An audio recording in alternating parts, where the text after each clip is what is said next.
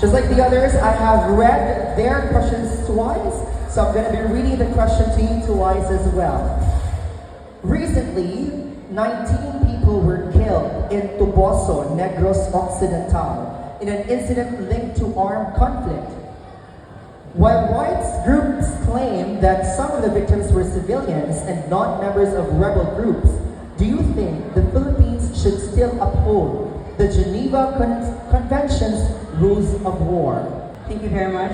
It's very controversial because our country is already suffering so much, and knowing that there are wars going on, we have to accept the fact that wars exist because Filipinos are not experiencing the best that we expect.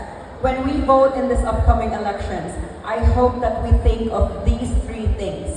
First, we need to choose leaders who are compassionate, leaders who are after what's best for their people. Second, choose leaders who are intelligent. We don't need to be governed by leaders who do not know what they are doing. And third, choose leaders who are honest. We have suffered so much with corruption, blunder, and corruption from the government. And I don't think that these are the reasons why we are experiencing so much war, because people are desperate to get out of poverty.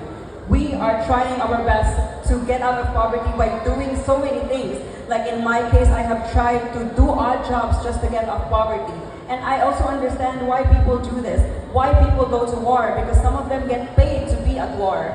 And so I hope that in this coming election, we choose the leaders, do everything to give what's best for us. Because at the end, Filipinos do not deserve only the better. We deserve the best for our future. Thank you.